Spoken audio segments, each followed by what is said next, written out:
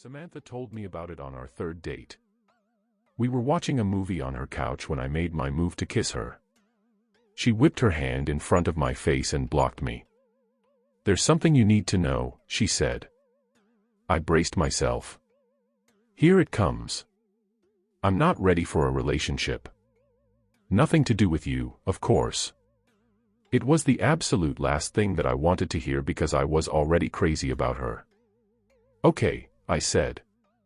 "I have a removable face." "That's a new one." "You have a what now?" I was about to laugh, but she was wearing a deadly serious expression. "I have a removable face." "Is that, like, a metaphor or something?" "No. My face is literally removable. Look closely." She lifted her chin and traced her jawline with a finger. "You can see the seam." After admiring how beautiful her neck was for a dizzying moment, I leaned in for an inspection. It was very hard to see, but it did look like there was a slightly unnatural transition there from her face to her throat. I grew dizzier as a dozen questions rushed into my brain. "Don't bother asking why or how or anything like that," said Samantha. "I can't tell you that. If that's going to be a problem, you should leave now. I'm letting you know this because I like you, and I want to take the next step, but this is non-negotiable." "Okay," I said, unsure of what was happening. "Not a problem." "So what? You have a removable face. Who cares? It looks good. There's something else. Once a day, usually in the evening, I have to remove the face and disinfect the inside of it. If I don't, it will rot. This takes about an hour, give or take, depending on how my day went. During this time, you must never ever look at my real face. Never. Do you understand?" "Why, yes." "Got it. Don't ask about it, don't look at your real face." Samantha stood up. "Now, I'm going to go into the bathroom and clean my face. That will give you plenty of time to think about what I've told you. If you're here when I'm done, that's great. I would like that. But if you're gone, I'll understand." She turned and walked into her bedroom. I sat in stunned silence as I heard the bathroom door close. I gave the thing some serious thought. It was possible that it was a joke of some kind. It was possible that it was a delusion. Was it possible that it was true? Well, it was certainly possible to transform an actor's face with movie makeup, so I supposed it was possible that Samantha wore a removable face every day. Maybe she had had a horrible accident where her flesh had been mangled. Maybe her face had been melted by acid, or burned by fire, or the skin shorn off by heavy machinery. If it had, I would never know, because she would never tell me, and I would never see it. I pictured a face of raw, naked muscle, rotting away. Could I kiss her, if that was what I was kissing? But wasn't that what we all were, under the skin? Just muscle and bone and blood and squishy organs. I paced around the living room, running my hand through my hair. I liked Samantha a lot. She was smart, and funny, and beautiful.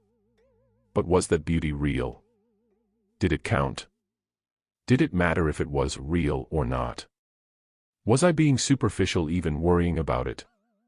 When she came out of the bathroom, I was still there. I looked at her face. She smiled and I was in love. We dated, we moved in together, we decided to get married. For the most part, it was a completely normal relationship, typical of two young people in love, building a life together. During the day, it was easy to forget about the face altogether. It looked natural enough, and only in certain positions, in certain lights, was there ever any indication that it wasn't natural. But every night was the same.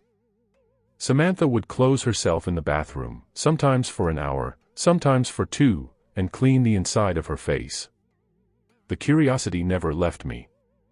I would sit there and wonder what was under that face. I came so close to barging in on her a few times, but I never did. I did occasionally ask her about it.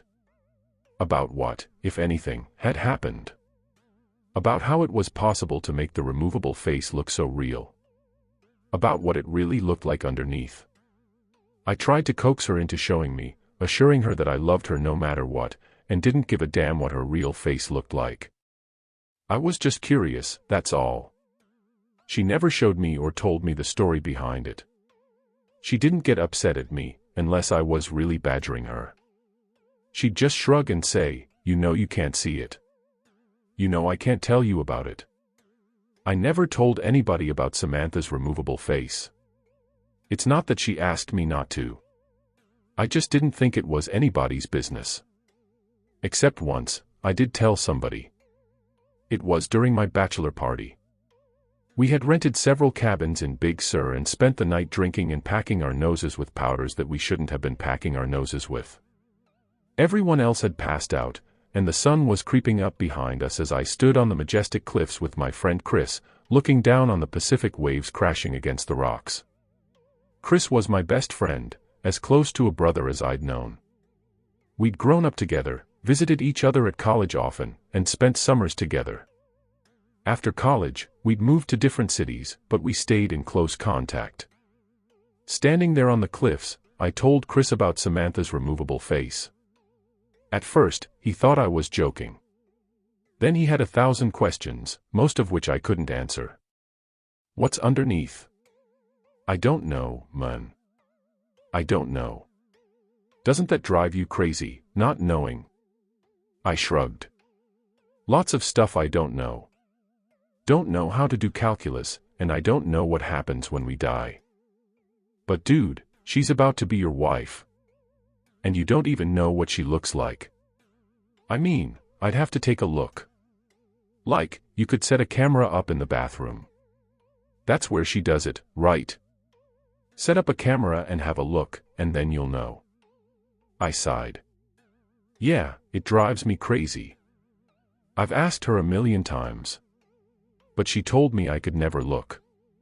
Gotta respect that, man, even if I don't like it. That's love." Chris laughed. "You telling me to respect a woman?" Up is down now. Then we fell back into talking about old times as a new day dawned. Chris was in town for business last week and planned on spending the weekend at our house. The conversation at Big Sur had happened 4 years ago, and we hadn't spoken about Samantha's removable face since, despite keeping in close contact and seeing each other as often as two people transforming into adults in different parts of the country can. It happened on Saturday evening. We were lounging lazily in the backyard, deep into the beer, having just finished with some grilled steaks, when I got a text from work. "God damn it," I groaned. "I have to make a work call." "Seriously," said Samantha, raising an artificial eyebrow. "On a Saturday night? My biggest client, baby." "Sorry." "It is what it is, I guess," said my wife.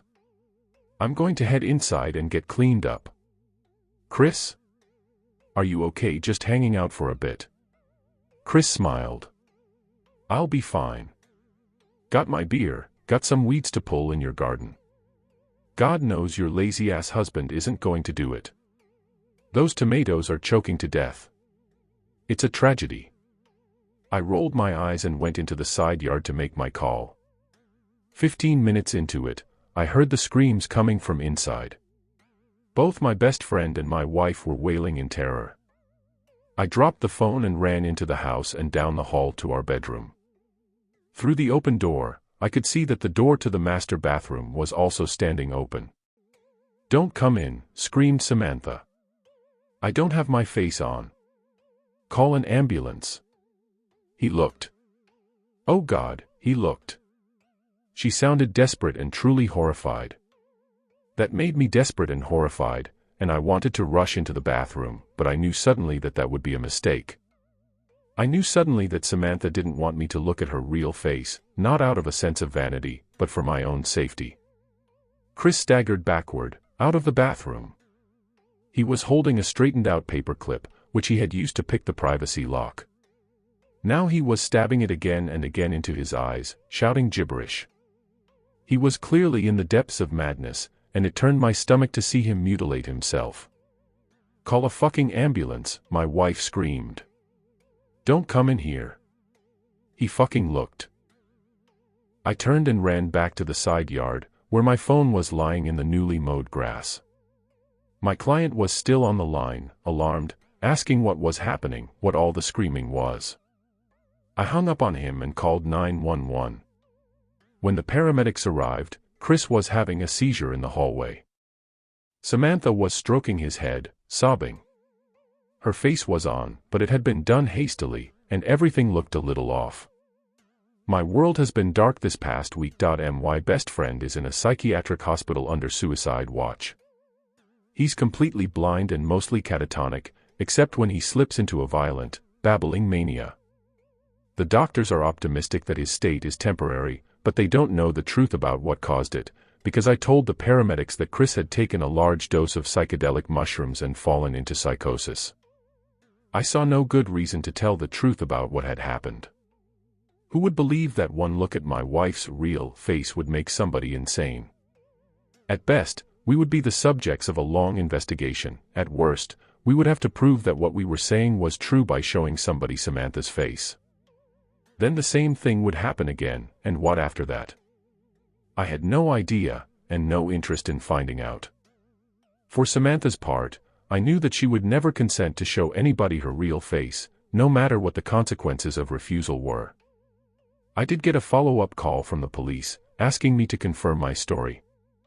The hospital found no traces of psilocybin in Chris' blood, though that's not unheard of, since it has a short half-life. If they end up testing his hair, I will likely be in a lot of trouble. But that's truly the least of my concerns. Samantha is in a state of her own. She still cleans the inside of her face, though not as regularly, and when she puts it back on, it's always crooked now. It is beginning to smell a little bit. I've tried to assure her that it wasn't her fault. He knew, I said. I told him that nobody was ever allowed to look at it. He knew, and then he broke into the bathroom. This is not on you, baby. Please. Talk to me. Not on me. That one look at my fucking face makes people insane. Please. I just need some time alone. As for me, I am doing my best to hold it together. Do you know what's strange, though? Despite what happened to Chris, I still find myself curious about what my wife's real face looks like. More curious than ever, really.